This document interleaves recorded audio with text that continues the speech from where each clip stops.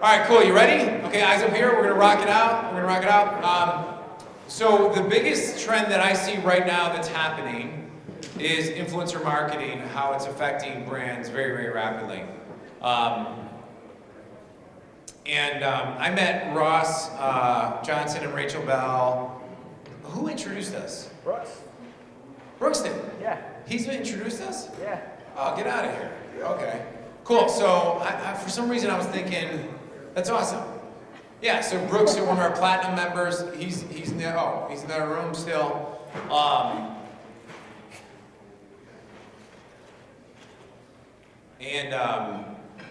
was so impressed with these guys. I've been trying to get them to work with No Foods, and it's really not been their fault, but we just haven't gotten live yet because I haven't had anyone explain influencer marketing, how to get influencers, how to structure deals, and the type of content also to then run on Instagram. Twitter's like an old thing. It's like guys with gray hair and are turning bald say things like Twitter. And these guys have blown away my health intensives 2 times. And I'm so excited to have them. So, hey, I know it's after lunch, let's give a lot of energy to Ross Johnson and Rachael Bell.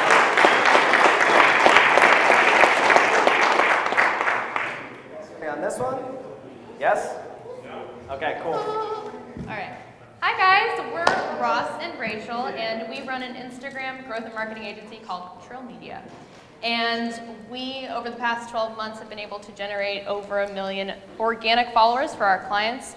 And on an average week, we pull around 20 to 40 million organic impressions through those accounts. And so we're excited to be with you guys today because we know that you probably run a lot of your businesses through e-commerce and you have a product.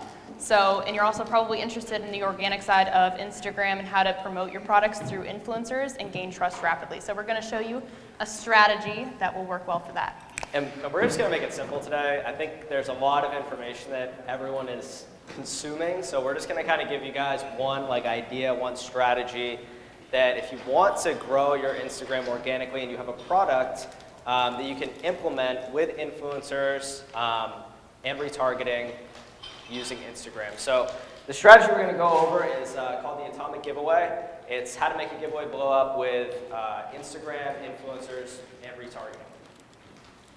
But before we do that, I want to just kind of clear up a couple things. We're just going to kind of go over influencer marketing, why it's important, and retargeting, why it's important. So if you guys aren't using social media influencers to promote your products on social media or anywhere, you definitely should be. And I feel like I probably don't have to convince you guys too much because a lot of you probably think that that's a good idea now after seeing some of these speeches that people have and some of the results they've had as well. But influencer marketing's just proven.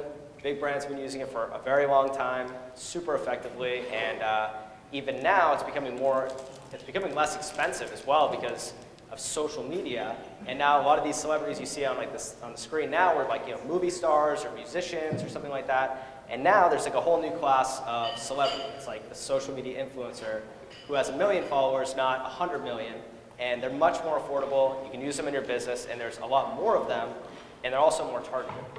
So actually, Vin, this is off your website, I hope you don't mind, but Vin's killing it, and it creates trust. Influencer marketing creates trust because these people have an audience. A lot of the time, they do a lot of organic stuff to build that relationship, and as a business owner, you can really capitalize on that. And even this person right here in this review on Vin's website says, I was influenced by YouTube videos about this product. So you can just see right there, very easily that people are going to YouTube, seeing people talk about Vin's product, and then buying it right afterwards. Even leaving a review telling him that that's what they did.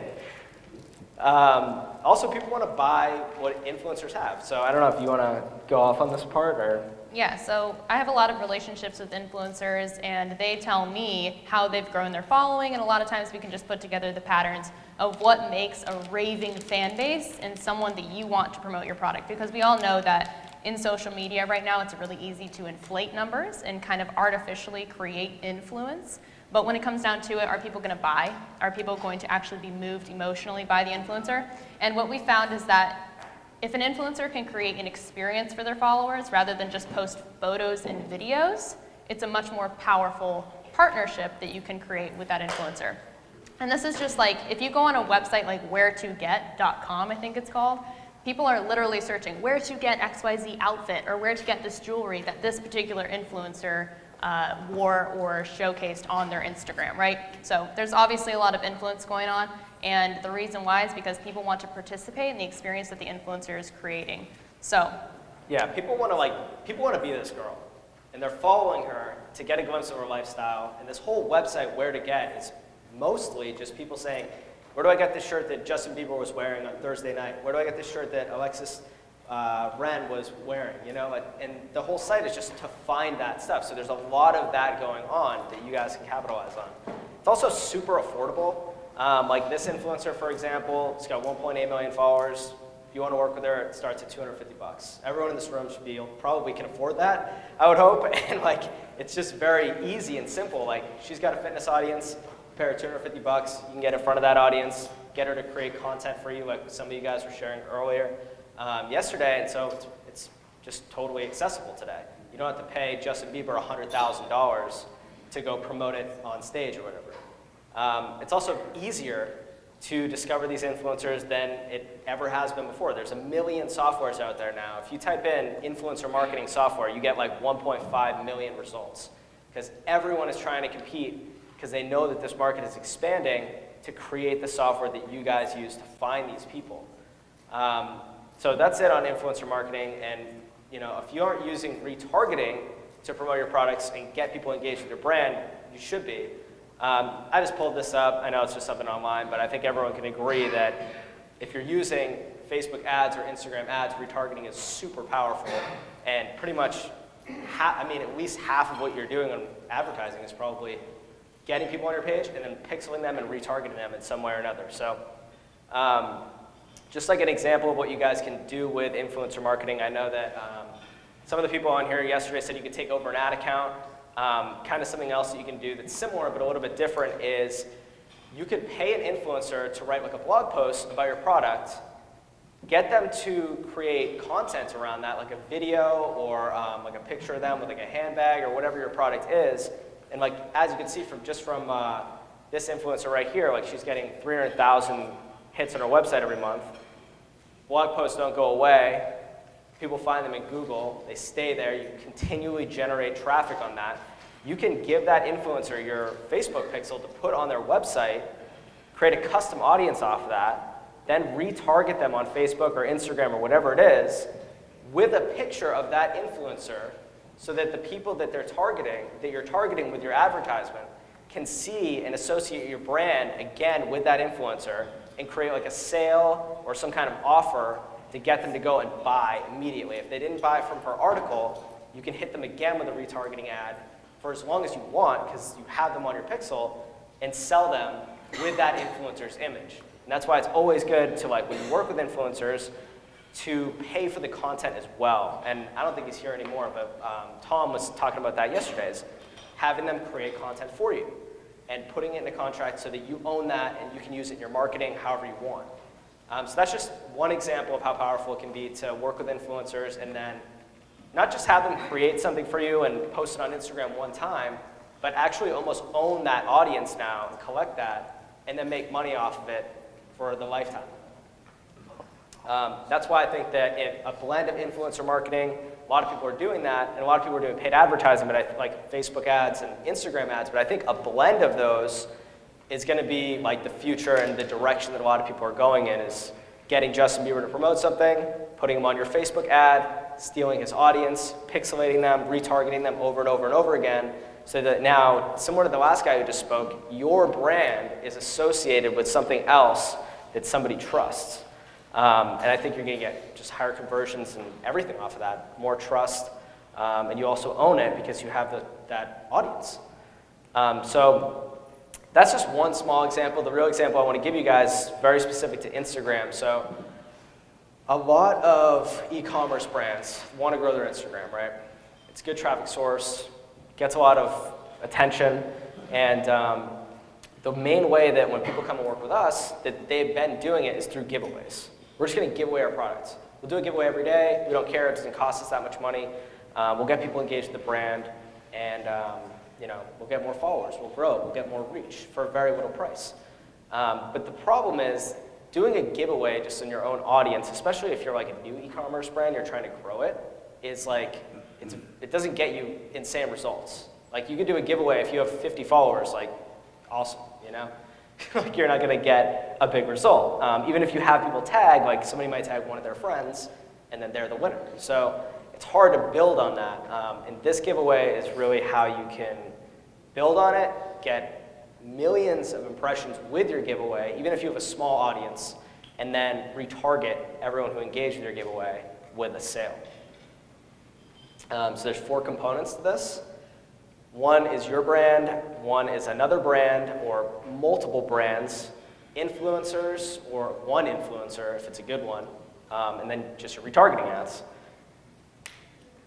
So let's just start with your brand. Like I'm gonna go over basically what a giveaway looks like in every scenario, and then what it can look like at the end when you put all of them together. So let me go back to this. When you could do a giveaway with any of these basically standalone, but the more components you add into your giveaway, the more powerful it will become, the larger it will become, and the more results you'll get from the actual giveaway. So let's start with the first one, right? This is like a normal brand giveaway. Like if you have 10,000 followers and you have a product, you're like, hey, engage with our post and we'll do a giveaway for you. So Four Sigmatic, I don't know if you guys are familiar with this product. They're killing it on Instagram right now, but they're doing giveaways that are very small a lot of the times. This is what a normal internal giveaway looks like with just their own audience. You know, they have a bigger audience now. They have like 100,000 followers, so they're getting like some results on it, and people are definitely engaging with their brand. But it just says tag 5 friends, follow us. That's it. So it only produces a certain amount of results from the people that are following them and from the people who are tagging their friends as well. Then you get both of these together, right? They kind of compound on each other. So you have your brand, which is, let's say, Primal Kitchen Foods did one. They took a bunch of brands, they put them together in a picture, and then they said, follow all these companies. Now what happened was all these companies posted about it too, and had the same thing in their bio. So now they have all of this synergy where if I have a brand and you have a brand and she has a brand, like my audience, we're all going to cross-pollinate audiences.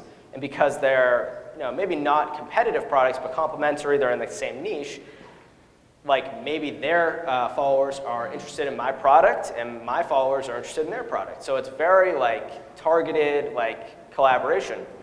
And then obviously they're trying to make it go viral as well a little bit, get some extra reach by having people tag their friends.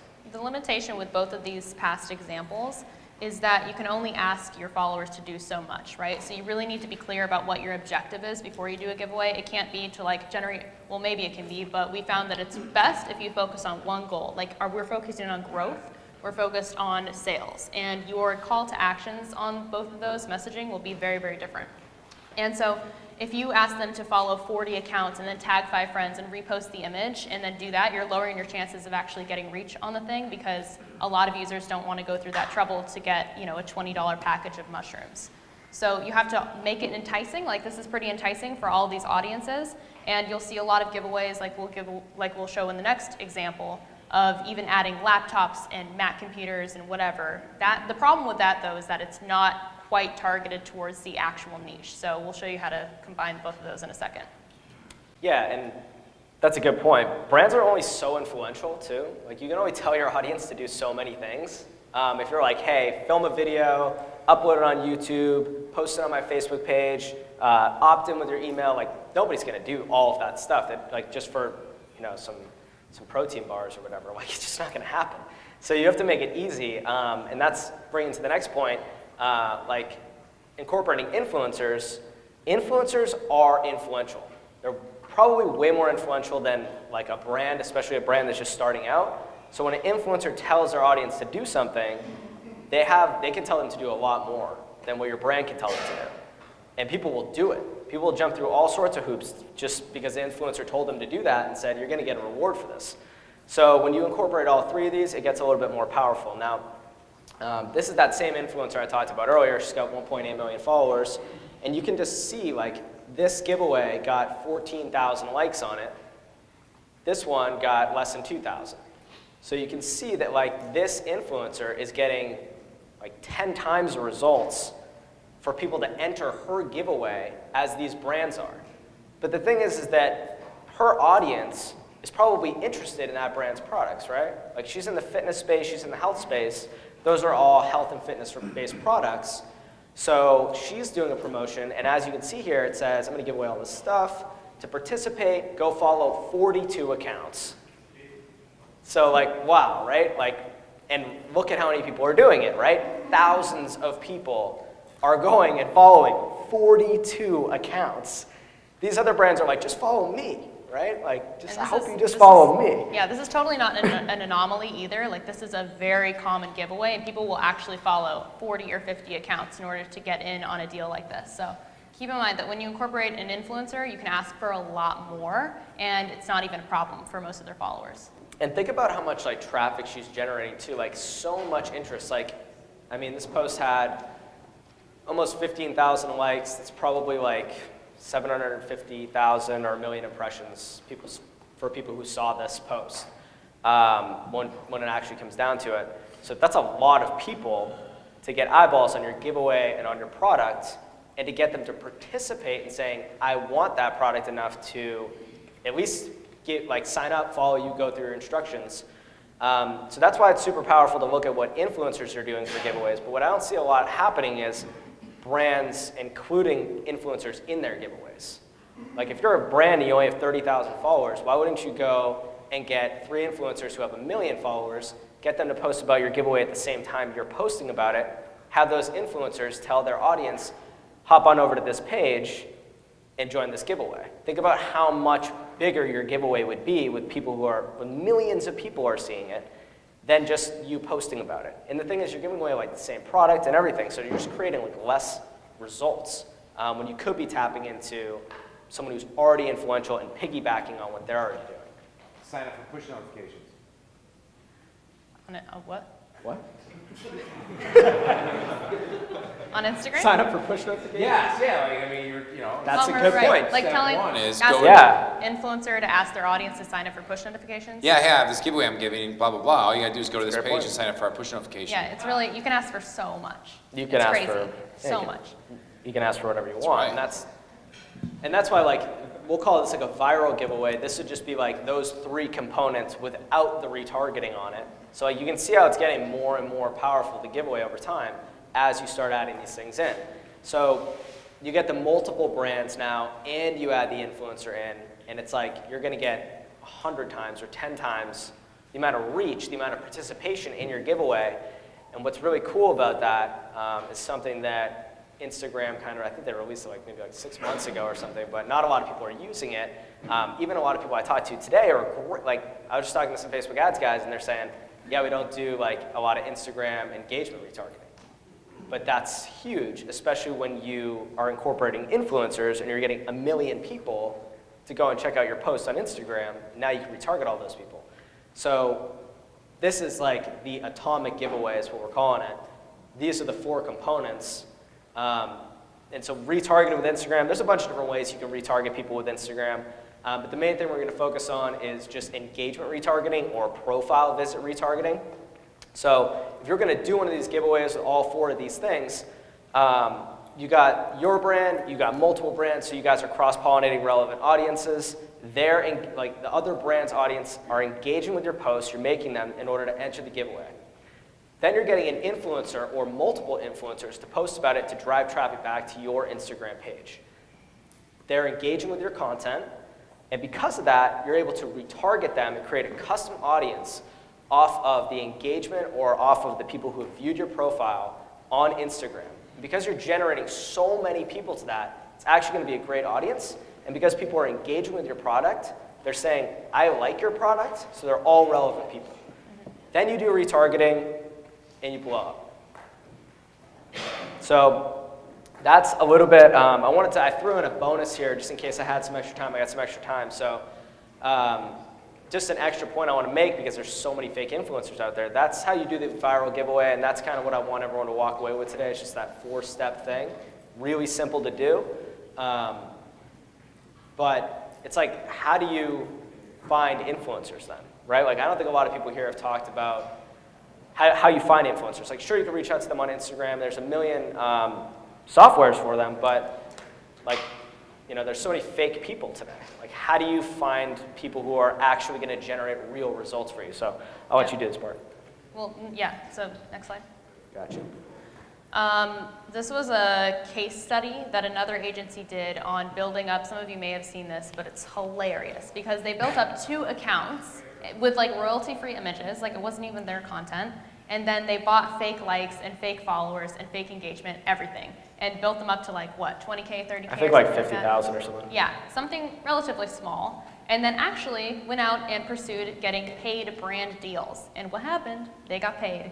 And it's crazy because it just goes to show that so many people are not taking the time or don't have the know-how of vetting influencers and knowing what actually looks authentic and what doesn't, because the numbers do lie sometimes when just you're looking at superficially what someone's account looks like. So you can choose to look it up on an influencer marketing platform. This screenshot is from Dovetail, which is something that we use in conjunction with a lot of different other solutions, but because it's not completely accurate. This is an example of someone who has clearly bought, apparently, a lot of their followers because the gray in that circle represents bots or unknown.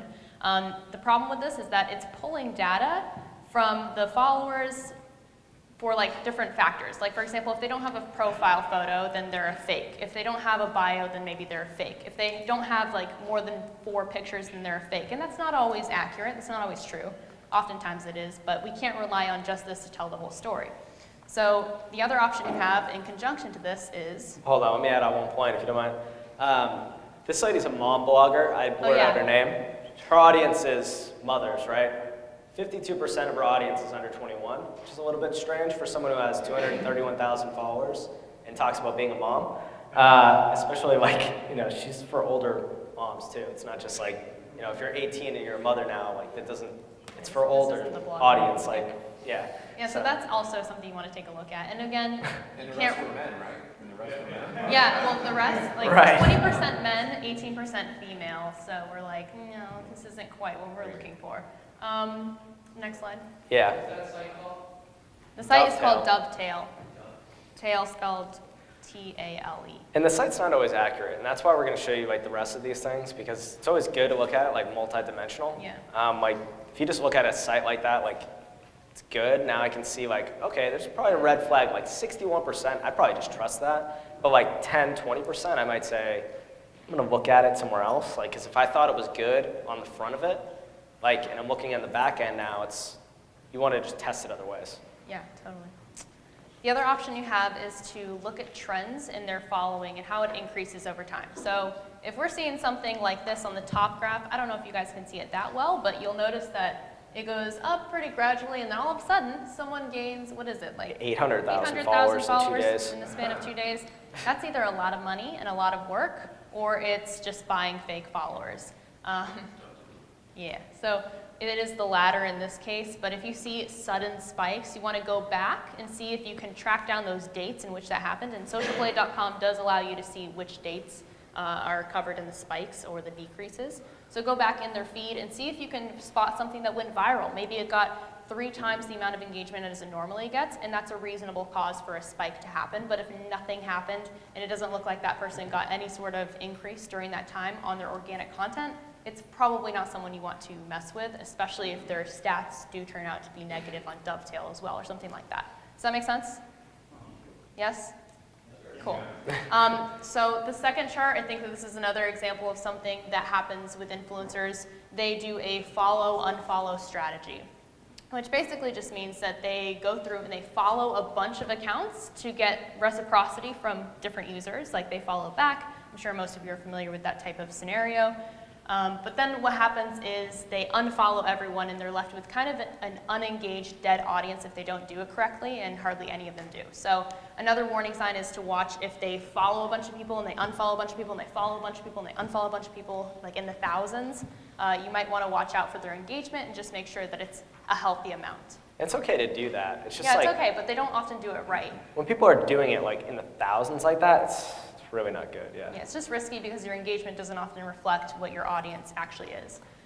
And then, yeah, so another warning sign is the bottom chart, which shows total uploads for the account. And if it goes up steadily, that's pretty normal, 1 photo a day, 2 photos every week or whatever. But then if it drops off and all of the content is gone one day, and then they start from 0 again, you want to just make sure that they didn't switch niches or that they didn't switch their style completely, because the followers that they've gained in the time of them coming up follow them for a specific type of content.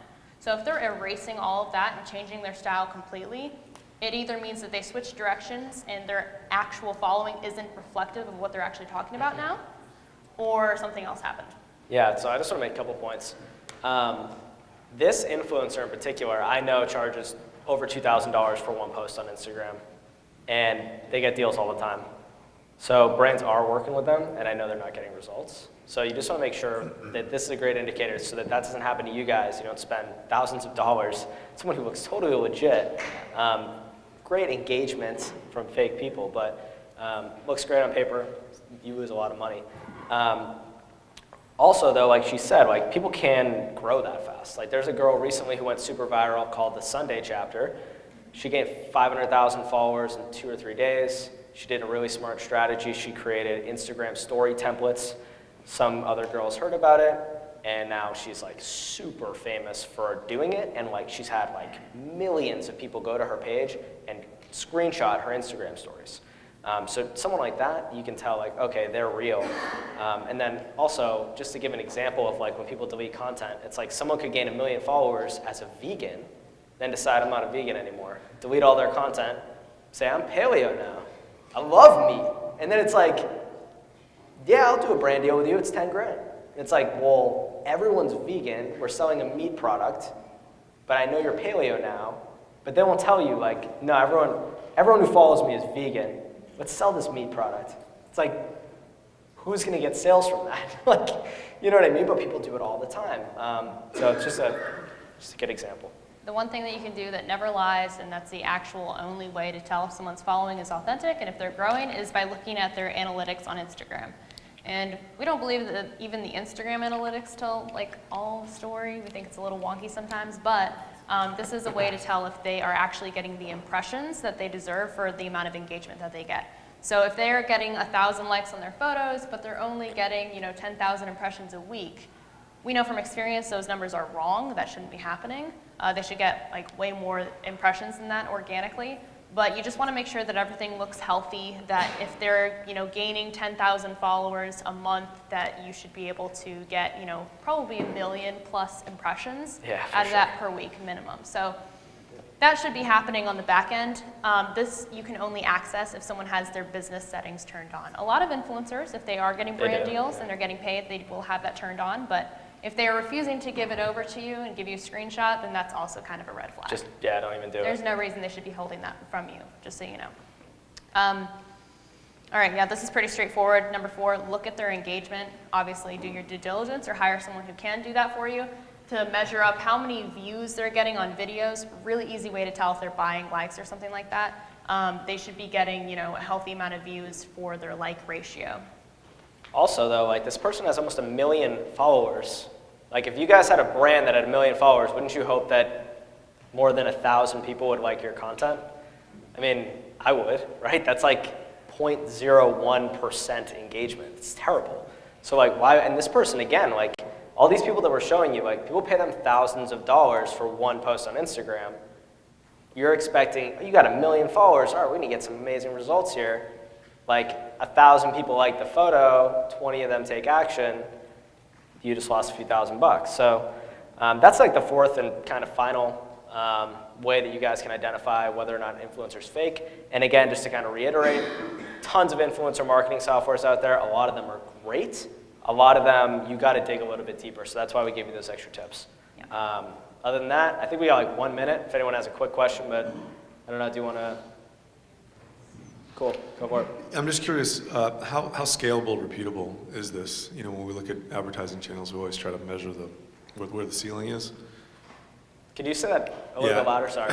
How scalable is this and repeatable? In other words, what's the giveaway or the influencer marketing in general? No, just influencer marketing in general, sort of a broad stroke on where that is now. Super scalable. I mean, Josh probably can tell you a little bit about that. He's doing a lot with, like you're doing a lot with it, right?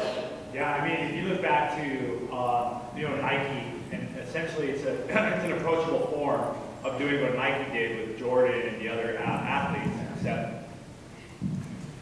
except that it's much more approachable for any type of business. So there's Daniel Wellington, $1 billion. There are multiple companies reaching multiple $1 billion, not only exits, but also valuations, revenue numbers that are built 100% on the backs of exactly what these two were talking about. So infinite scale, because you start to think of how do you get extremely large celebrities to push a product.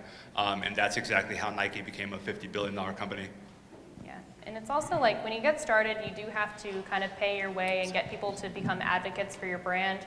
But if you have all the ingredients dialed in and you learn who really wants to be advocates for your brand, then you can get some momentum and actually get people to promote you for free. You know what I mean? Like Daniel Wellington, a lot of people will just be sent maybe a watch and they don't even have to pay for a post. They just want to represent the brand so badly. So I could take a picture of my watch and be like, ooh, Daniel Wellington, love them. And I'm doing free promo for them and I have like 5,000 followers or something like that. Does that make sense? Yeah. So next question. Okay, go ahead. Yeah, I got a question.